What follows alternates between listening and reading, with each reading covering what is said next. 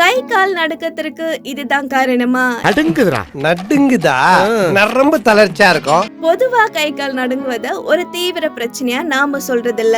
ஒவ்வொரு நபரும் தனது வாழ்க்கையில ஒரு கட்டத்துல கை கால் நடுக்கத்தை ஏற்பட்டிருக்கும். அது பயம் காரணமா ஏற்படுது. சில சமயங்கள்ல நோய்களாலும் கை கால்கள் நடுக்கம் ஏற்படுது.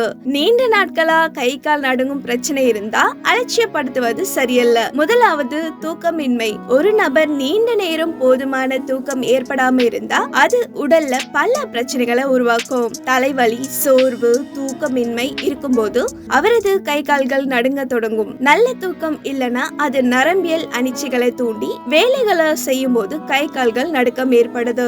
ரத்தத்தில் உள்ள சர்க்கரையின் காரணமா தான் உடலின் நரம்புகள் மற்றும் தசைகள் சரியாக செயல்பட முடியுது. ரத்தத்துல சர்க்கரையின் அளவு குறையும் போது கை கால்களின் நடுக்கம் ஏற்படுது. இதற்கு மது அருந்தாமல் இருப்பது, புகைப்பிடிக்காமல் இருப்பது, உணவு முறைகளில் சரியான கவனம் ஆகிய பழக்கங்கள் கடைபிடிக்கணும். மூன்றாவது அதிகப்படியான தைராய்டு. தைராய்டு சுரப்பியானது உடலை ஆரோக்கியமாகவும் கட்டுக்கோப்பாகவும் வைத்திருக்க கடினமாக செயல்படுது. இது விரைவில் தூக்க பிரச்சனை உண்டாக்கி கை கால் நடுக்கத்தை உண்டாக்குது. பார்கின்சன் நோய் ஏற்பட்டால் கைகள் அல்லது கால்களில் இருந்து மூளைக்கு செல்லும் நரம்புகள் செயல்படுவதை நிறுத்துது.